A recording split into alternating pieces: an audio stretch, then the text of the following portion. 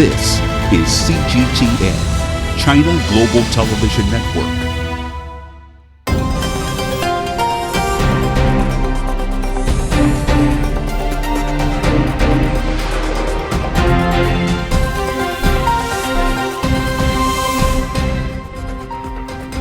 On August the 10th, China released a white paper titled The Taiwan Question and China's Reunification in a New Era. It underscored China's commitment to resolving the Taiwan question and realizing China's complete reunification.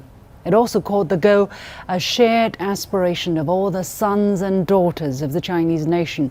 What will be the answer to the Taiwan question? What is the root cause of the heightening tensions in the Strait? And why don't people in the West understand China's strong reaction to US House Speaker Nancy Pelosi's visit in the island? I was pleased to be joined from Taipei by Hong Xiu-chu, former chairperson of the Chinese KMT Party and chairperson of the Chinese Science Peace Education Foundation.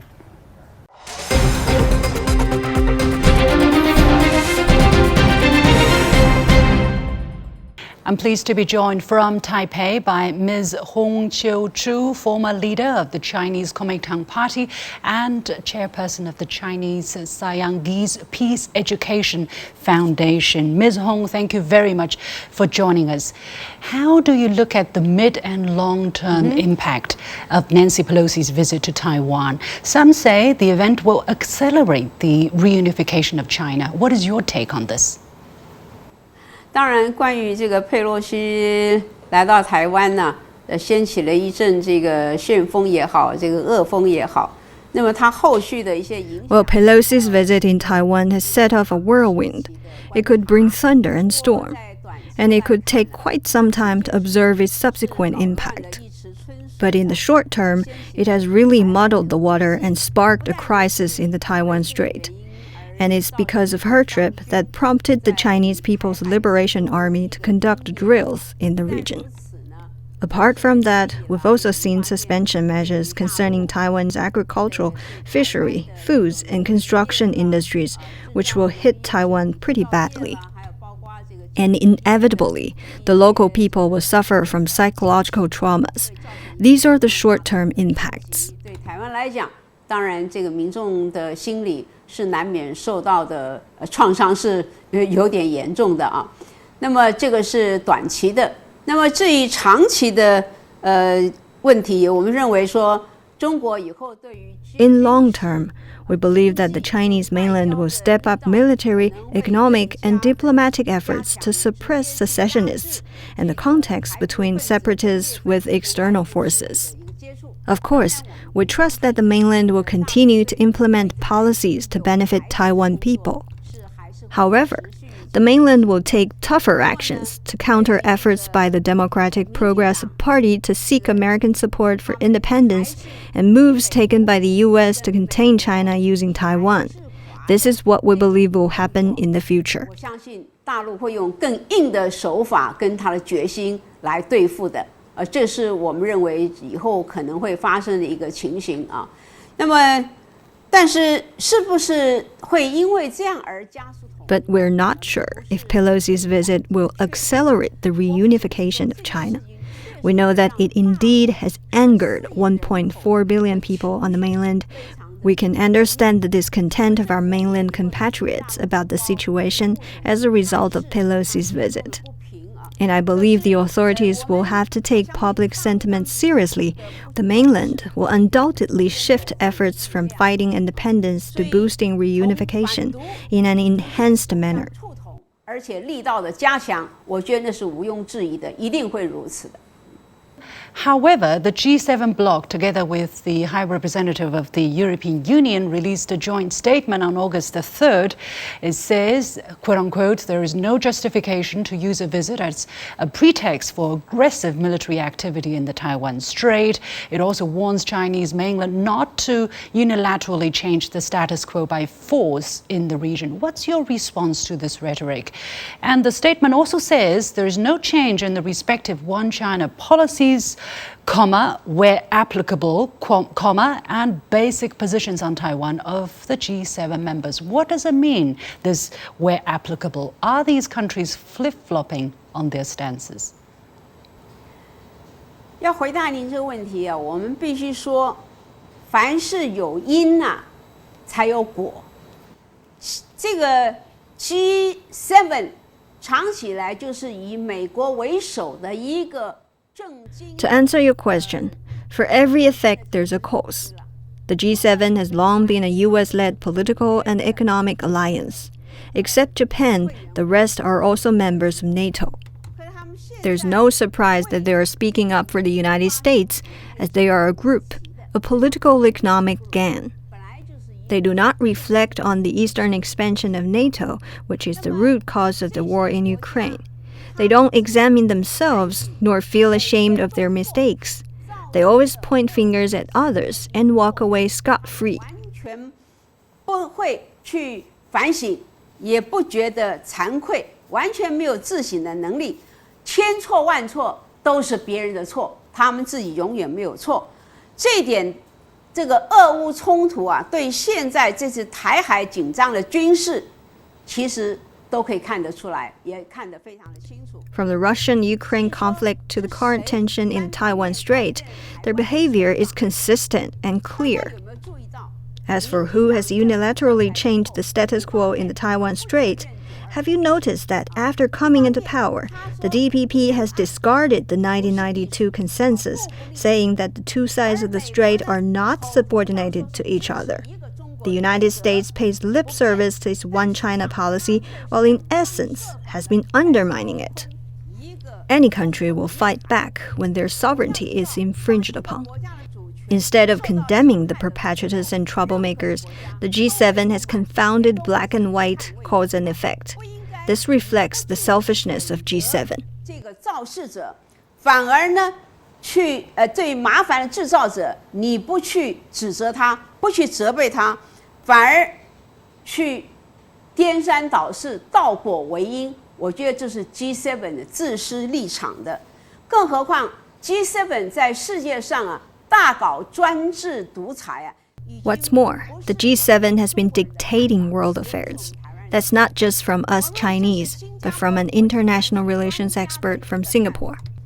With their economic advantages accumulated over the years, they condescend to the rest of the world. They trumpet slogans of freedom and human rights and their unchanged stance on one China, while denouncing others for defending sovereignty. Haven't they gone a bit nuts? 的高声呐喊，一方面呢，他们又声明他们是支持一个中国的原则，他的立场不变。可是他们一方面又谴责人家在捍卫主权，这是我觉得 G7 这些国家是不是有点神经错乱了？ A Taiwan media conducted an online poll and it showed that almost 60% of Taiwan people are not confident in the U.S. determination on preserving the so-called democracy in Taiwan, while only 10% of the respondents believe the opposite. How do you interpret this result, and how is this representative of Taiwan people's sentiments? 这个民调固然只是供参考之用就可以了。 The poll could only be regarded as a reference. But the result did show that Taiwan people are not stupid. We can tell that the DPP has run out of steam in its tricks to cling to the U.S. to seek independence and confronting China to defend Taiwan. 他们这个抗中保台的这种骗局已经是黔驴技穷了。 Multiple reports have said that the Taiwan authorities, the DPP, has actually been paying for American lobbyists for continuously lobbying U.S. politicians, including Speaker Nancy Pelosi, for them to come and visit Taiwan and beef up the kind of relationship between the United States and the island. And it's allegedly the authorities are spending up to millions of US dollars in doing exactly that. So what kind of role has the authorities on Taiwan, the Democratic Progressive Party, been playing on Pelosi's visit to Taiwan? What do they want to achieve behind these surface? 关于这个问题，我现在手上有一个资料，我在这边可以跟大家做一个报告啊。这份资料是说，民进党从2018年开始啊，就透过公关公司，联系游说佩洛西。 I got some materials on this, and let me share with you. It says DPP has been lobbying Pelosi via public relations agencies since 2018. How much did they pay in total? $3,149,377, about 94 million new Taiwan dollars. The authorities said it's not a big deal. The Taiwan representative office in the U.S. has been influencing U.S. politicians through PR companies. It's a routine practice, they say. But some netizens found on the official website of U.S. Department of Justice that from February 2018 to April this year, 16 engagements were made with Pelosi. 16! And more than $3 million were paid for such efforts. An additional $22,000 was paid monthly to the PR company. 多达16次，一共多达16次，所以16次的费用共计314.9377美元，而且每个月还要额外付22000美元被这个公关公司。当然，今天我们的政府说没有啊，这次没有花这个钱，有没有？他们心里知道。 Of course, the authorities denied they bought the visit. Really? They know what the truth is. If they spend this money for the good of Taiwan, we can't complain. Nobody can say anything. But did Pelosi come to bring benefit to the Taiwan people? What did she say? She said her visit was to reaffirm their support for the island and promote our common interest. But from what I shared with you just now, she came for her self-interest and American interest. Where is our common interest? It is but a political farce financed by the DPP using taxpayers' money. 是为他个人以及美国利益，哪来我们跟他的共同利益呢？只有民进党乱花人民纳税钱，来这个演的一场政治大戏而已。 所以刚才您特别强调说，民进党到底是个居心何在？我们认为民进党是。You just asked about the DPP's motivation. We think that they seek to use Pelosi's visit to escalate tensions in the Strait in their grand scheme of colluding with the U.S. to counter China and confronting China to defend Taiwan. Tsai Ing-wen attempts to consolidate her rule and win votes. Her intention is naked in the eyes of Taiwan people. They know she wants to create the impression that the U.S. has our back. If the mainland protests, she could act further. The DPP could then capitalize on a sense of victimhood, saying the DPP will defend Taiwan. They're using this tactic to deceive the people. But I believe the tactic has fallen apart, especially after the disclosure of the PR payments. I'm not sure for what exactly Pelosi came to Taiwan. The U.S. is, in essence, overturning its one China policy. All this makes us very angry. 公关公司所公布出来的这个价码的问题，我不知道佩洛西这次来台到底是所谓何来？美国是也变相的在利用各种方式来掏空这个中国的一个内涵，这是我们非常气愤的一件事。 A lot of people in the West don't seem to understand why China has reacted so strongly to Pelosi's visit to Taiwan. What would you say to them to help them understand? 其实我首先要特别强调的是这个因为一中原则是大陆跟很多国家建立邦交的时候。 First, I have to stress that whenever China establishes diplomatic relations with other countries, the One China principle must be clearly stated in the joint communiques. In the Ma Ying-jeou era, although the One China principle was interpreted differently, the 1992 consensus opened a golden age of communication, cooperation, and development across the Strait. It was clear to everyone. 大交流、大合作、大发展，我觉得这是大家有目共睹的事情。不管怎么样，这两岸都是中国人。 我们认为一个中国，所以碰到 No matter what, people on both sides of the strait are all Chinese. we believe there's only one China. When foreign forces infringe upon our sovereignty, we must defend ourselves as one, contain the secessionists, and inhibit the harm they cause. It's a bottom line and a red line that must not be crossed. This is the first thing that had to be clarified. 也是一个不可超越的红线，我觉得这是我们首先要说明的。那么另外，您刚才问到为什么外国人会对 As to why many people in the West don't understand China's strong reaction to Pelosi's trip, I think the reason is we, the Chinese, are too far away from them. They don't know or understand much about China. I can speak from several aspects. 从几个方面来讲，第一个，我们从文化方面，西方一直以来都是扩张主义者都是扩张主义者。我们翻开整个历史来看 First, the West has always been expansionist in nature. Quite frankly, their civilization has been a history of colonization. They believe what they advocate are universal values. 就是一个普世的价值。可是在中国，我们不是认为这样，我们不认为我们的主张是普世的价值。我们中国以汉人为主啦。 But we Chinese don't see it that way. We don't see our values as fit for all. The great majority of Chinese are ethnic Han people who have been settled farmers. 固守着自己的地盘，我们不去扩张，可是我们记得我们固守我们自己的一个地盘，可以说是外国人他们完全不了解。 We diligently hold on to our land instead of exercising aggression and expansion. Westerners have no idea about the history of the Taiwan question.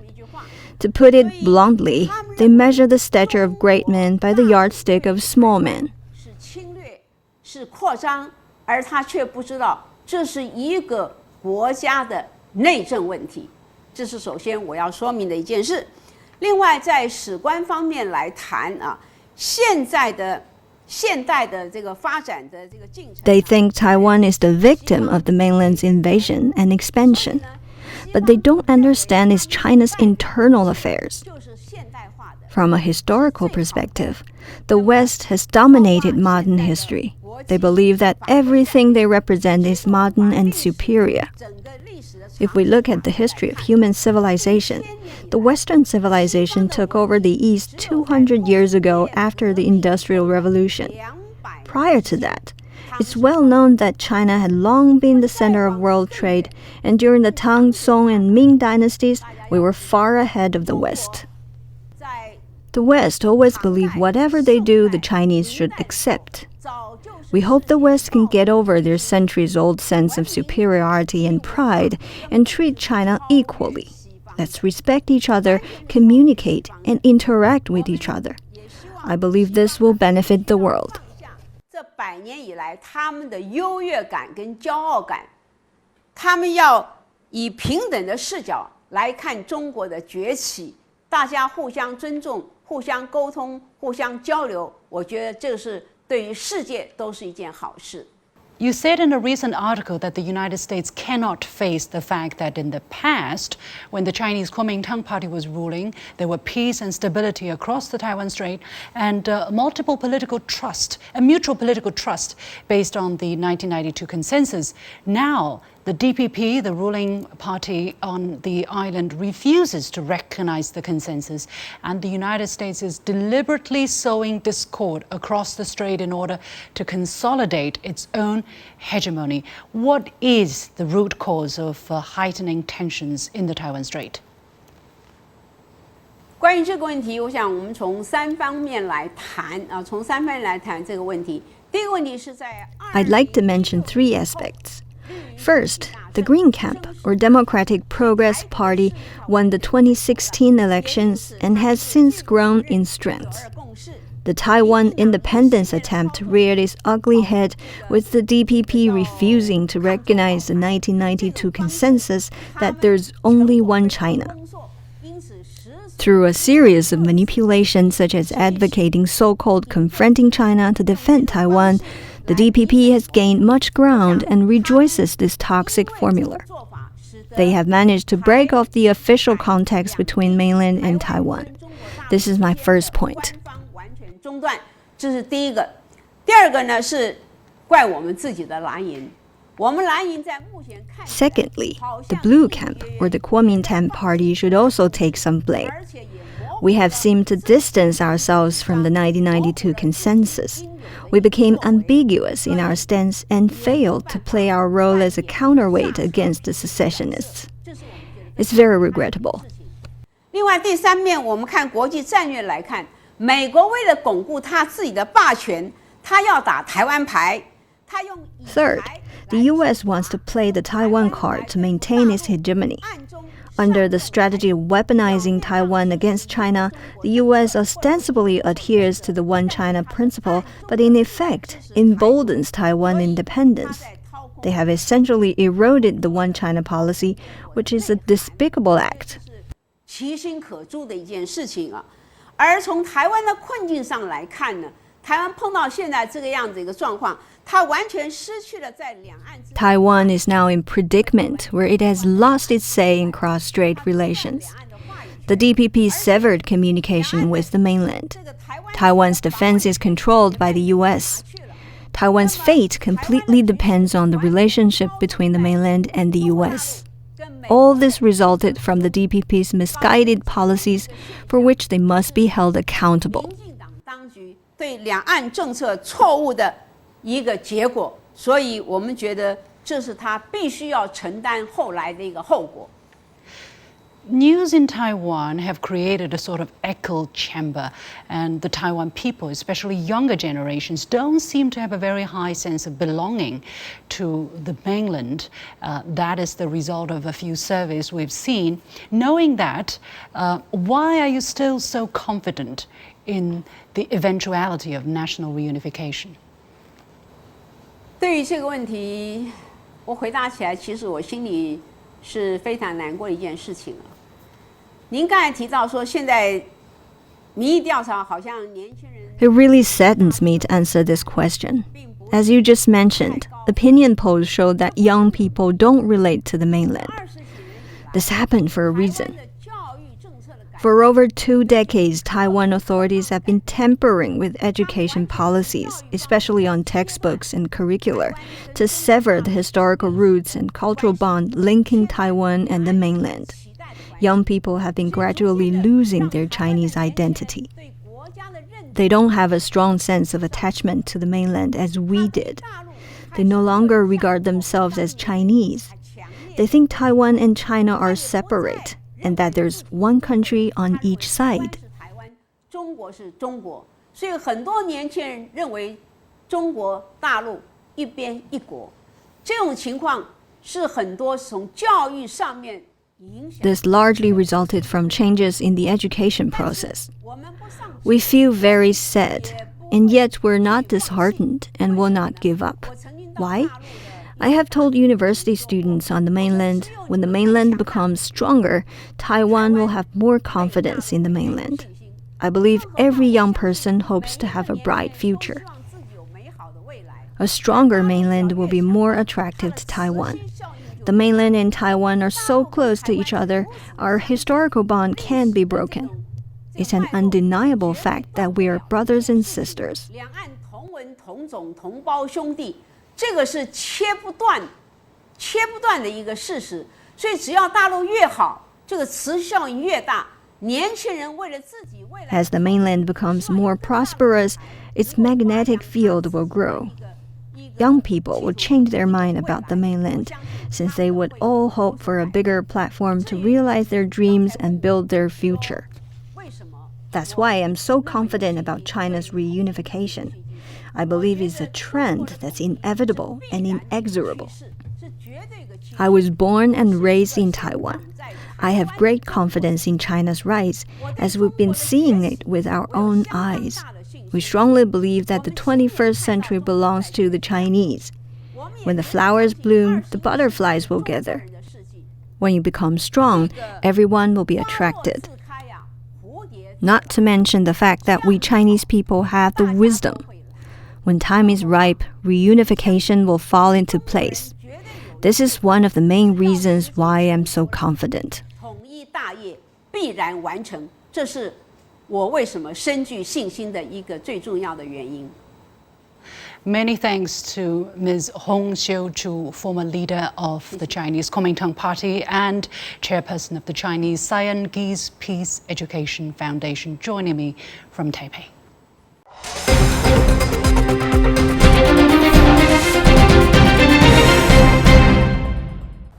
That was my interview with Hong Xiu-chu, former chairperson of the Chinese KMT Party.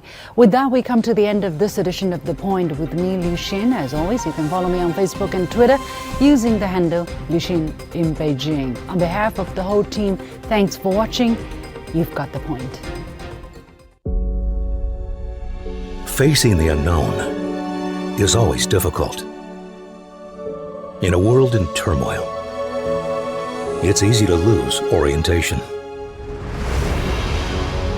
But when the storms come, we have to see the possibilities. Reinvent. Find new opportunities. Discover a path forward. CGTN. See the difference.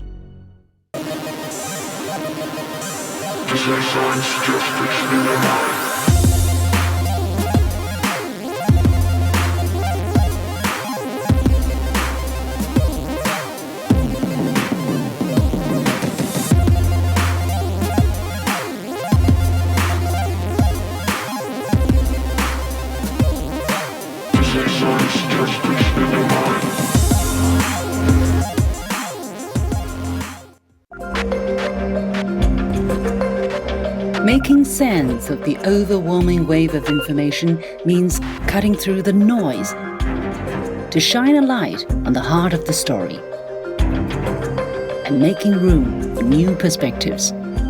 True understanding means the ability to see events from more than one side. I'm Liu Xin, and this is The Point. 1 year after the chaotic exit of the U.S., Afghanistan continues to suffer from the lingering legacy. Extreme poverty, hunger, bomb attacks. Under Taliban rule, the war-torn country fights to survive. CGTN brings you exhaustive coverage of the first anniversary of the U.S. pullout, with exclusive ground reports and in-depth analysis. Afghanistan in transition. Special coverage begins August 15th on CGTN.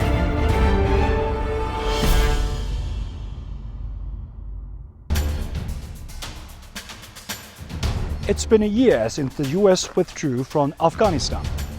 As a humanitarian crisis continues to unravel, people are left with uncertainties. Can they rebuild to recover? Are there changes taking place? CGTN is on ground zero to witness a country in transition.